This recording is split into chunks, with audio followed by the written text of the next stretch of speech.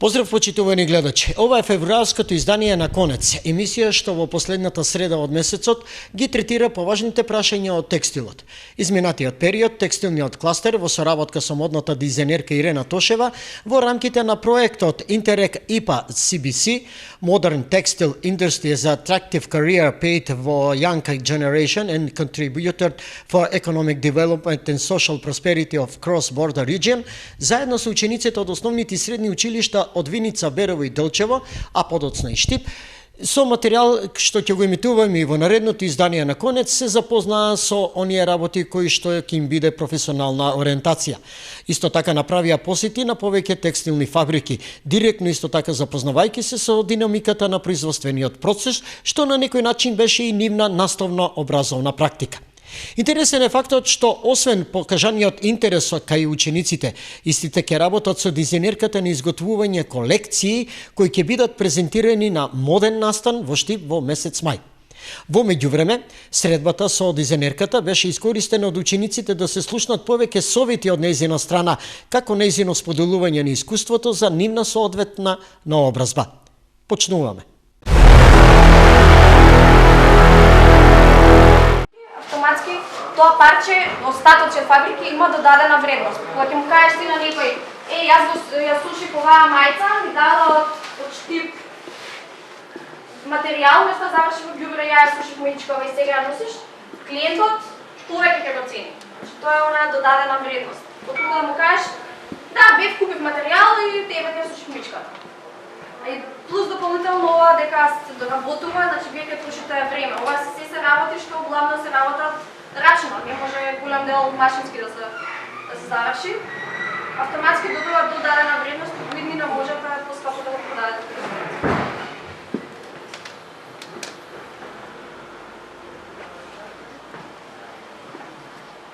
Може да го Во насока на проширување на интересот за производствениот процес, текстилниот кластер активно ја подржа владината мерка за дополнително наградување на секој млад работник во текстилната гранка со по 3000 денари. За таа цел изминатиот период буквално цел владин тим престојуваше во Штип.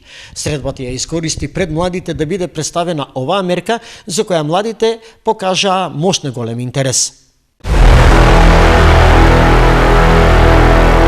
Ми е навистина важно затоа што се среќаваме заедно со учениците, работниците и можеме да продискутираме за сите мерки кои што ги правиме се со цел да младите ни останат во државата. Мислам дека сите оние заеднички дискусии кои што ги имавме и со работодавачите, и со здруженијата на граѓани, и со синдикатите, доведоа до одредени политики кои што ги зголемија платите и ги подобруваат условите за работа. Наеднаш не може да го промениме светот, но ако се движиме со една иста динамика постојано, а тоа е чекор напред, ќе постигнеме и одлични услови и младите ќе сакаат да останат во нашата држава.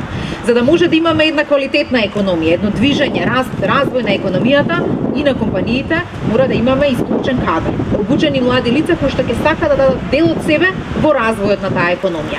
И затоа, размислувајќи и дискутирајќи со работодавачите и синдикатите, одлучивме дека оваа мерка треба да ја насочиме токму кон младите.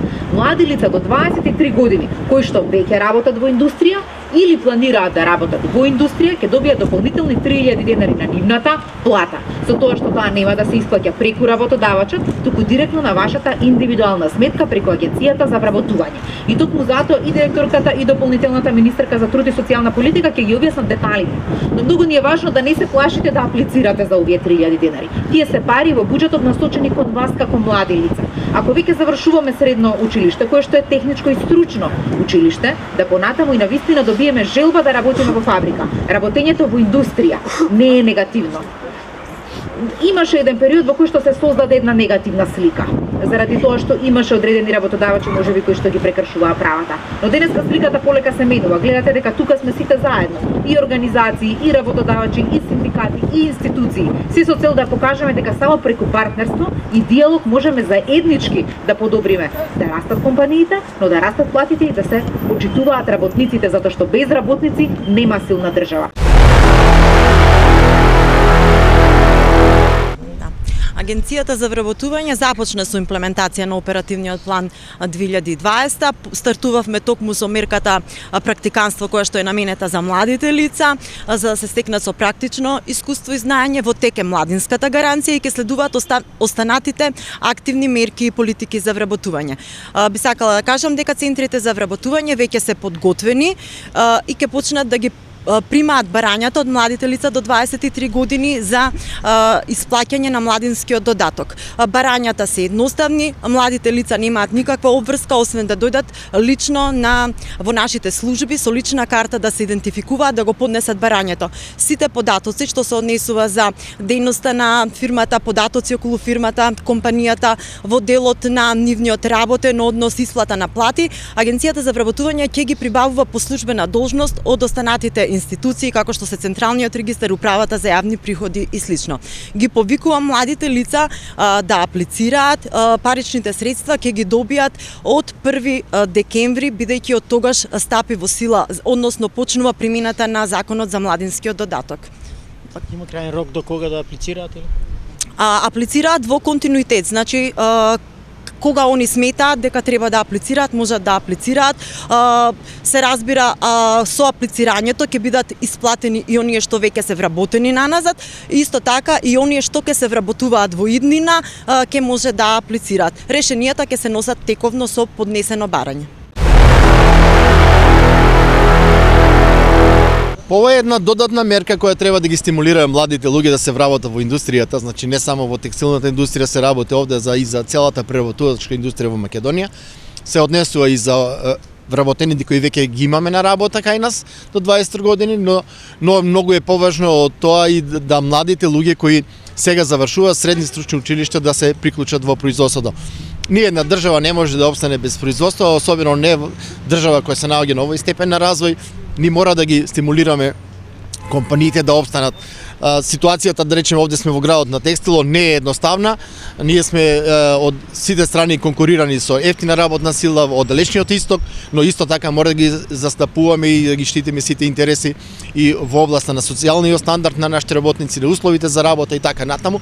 Така да оваа мерка мислам дека ќе помогне, а во комбинација со другите мерки за субвенционирањето на порасот на платите и особено со мерки за поддршка на инвестициите, бидејќи без инвестиции ние не може да ја зголемиме продуктивноста наша, без вложување во нова опрема ни еден бизнисмен не смее да очекува дека на долг рок ќе може да опстане. Само зголемување на продуктивноста е можна со помош на неа да се зголемат платите и стандард на вработените. Можам да бидам задоволен од ова што го гледам во последните неколку месеци, посебно со оваа последна мерка, во која што младите луѓе ќе се обидеме да ги задржиме овде преку дополнителен додаток на нивната плата од 3000 денари. Можам да ги повикам сите млади луѓе кои што работат во индустријата во Штип да аплицираат, бидејќи е многу едноставна апликација и да не се плашат дека некој после тоа ќе бара начини да им ги земе или да им ги поврати тие средства. Тие средства од буџетот се наменети за нив, за нивниот домашен буџет и тоа е за мене важно заради локалната економија во Штип. Од друга страна, досега, како што каже и вице-премиерката, оние мерки кои што беа донесени во дел на субвенционирање на придонесите, мерка која што дава сериозни резултати и над 100.000 работници веќе во државата ја користат оваа мерка, со што се покажува дека платите растат, но ова е дополнително за да ги мотивираме младите луѓе да аплицираат и да ги задржиме овде. Продолжуваме и понатаму и мислам дека владата и понатаму со сериозни мерки и чекори ќе придонесе за покачување на животниот стандард на граѓаните, пред се на младите луѓе овде. Законот за младински додаток е еден од оние пакет мерки кои што владата и Министерството за труд и социјална политика ги креира во изминатиот период, се со цел зголемување на вработливоста на младите од една страна, од друга страна обезбедување на квалитетни и добро платени работни места.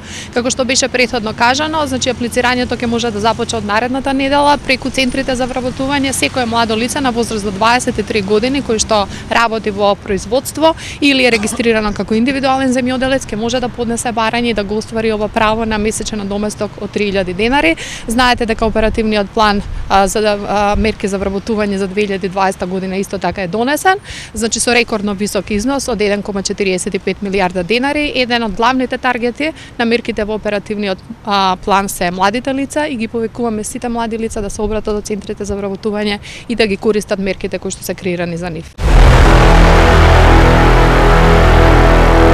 Дека интерес за спомнатата владина мерка за дополнителен стимул од 3000 денари месечно кај младите до 23 години во производствениот процес има, покажува изјавата на првиот човек на Штипскиот оддел на Агенцијата за вработување, господјата Катица Арсова. Јас сметам дека целта на овој закон за младински додаток токму е да го потикне вработувањето на младите лица во производните дејности, да го подобри нивниот животен стандард, а исто така и да ги задоволи потребите на работодавачите со квалификувана работна сила. Токму поради тоа и интересот кај младите лица се покажа како голем. Секојдневно доаѓаат младите лица и поднесуваат барања. Со младинскиот додаток се офатени млади лица до 23 годишна возраст, со минимум завршено средно образование, кои што се вработени во производните дејности или само вработени, како и млади лица вработени преку приватни агенции за вработување, меѓутоа кај работодавачи со претежна производна дејност, и млади индивидуални земјоделци кои што се во задолжително социјално осигурување. Инаку со самиот младински додаток се исплаќаат 3000 денари месечно, за полно работно време се исплаќаат најдоцна до 25 во месецот за претходниот месец. Самото право се остварува врз основа на поднесено барање од страна на младите лица до надлежниот центар за вработување според местото на живење на младото лице. Ово меѓу другото беше за овој февруарски конец на телевизија Стара. Емисија изготвена од телевизија Стара под покровителство на текстилниот кластер и канцеларијата на USAID во Македонија. Ова е првиот дел на релацијата образование, наука, бизнис сектор. А во вториот дел, во мартовското издание, ќе ви презентираме повеќе искуства од ова поле, како например фактот како интересот кај завршените основци нагло порасна за воведување на доста интересни и пред се атрактивни струки во најстарото текстилно средно училиште во Македонскиот исток, односно добро познатата Штипска текстилна Димитар Мирашчиев. До тогаш, останете добро и се најдобро со програмските содржини на телевизија Стар. Останете во добро расположение, а се гледаме во последната среда од март. Пријатно!